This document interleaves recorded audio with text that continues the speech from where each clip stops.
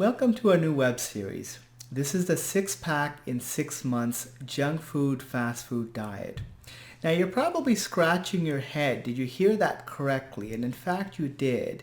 And you're not alone. Most people that I introduced my plan to had their doubts. Now they might have seemed supportive or they might have seemed optimistic, but if you look at their facial expressions, you can see that a lot of them had a lot of serious doubts. Now, I want to start by saying that I'm not promoting junk food and I'm not promoting fast food either.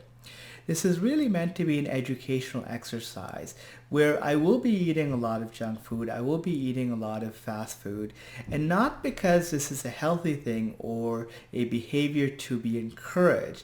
It's unfortunately my current lifestyle. Now, I will be making a little bit of changes to the amount of junk food and the amount of fast food that I'm going to be eating.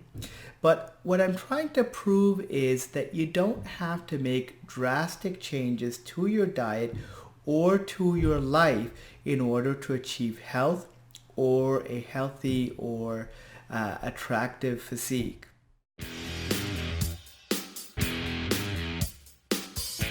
So let me introduce myself. I'm Tharsan Sivakumar. I'm an endocrinologist, so a physician who specializes in diabetes, obesity, and high cholesterol, among other disorders.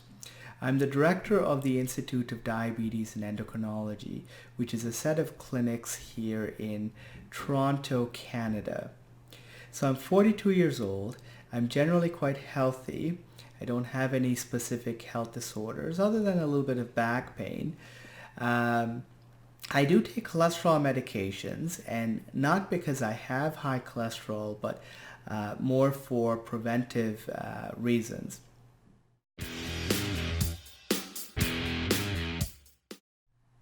So why am I doing this? Well, first, I want to be healthier. And secondly, I do want to have a six-pack or at least a healthier physique. And thirdly, I want to educate. I want to educate both my patients as well as the general public in terms of how can you make small changes to your lifestyle to improve both your health as well as your physique. Now, I also want to discourage all of the fad diets that are out there. You don't need to be on a fad diet. You don't need to entirely cut out any type of macronutrient or any type of particular food in order to lose weight or to be healthy, right? There are numerous fad diets out there, from the ketogenic diet, or also called the keto diet, or intermittent fasting, or numerous other fad diets that are out there that you're probably familiar with. I want to discourage against all of these and show that you can really change small things in your diet, make small changes in terms of your exercise level, and still achieve health. So let's talk about a few caveats. Before making any changes to your diet or exercise level, always discuss it with your healthcare providers first.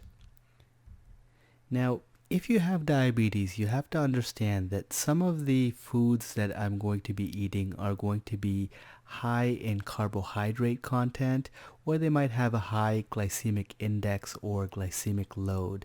These are concepts that we'll talk about later, but suffice it to say that this is not the best diet for patients who have diabetes.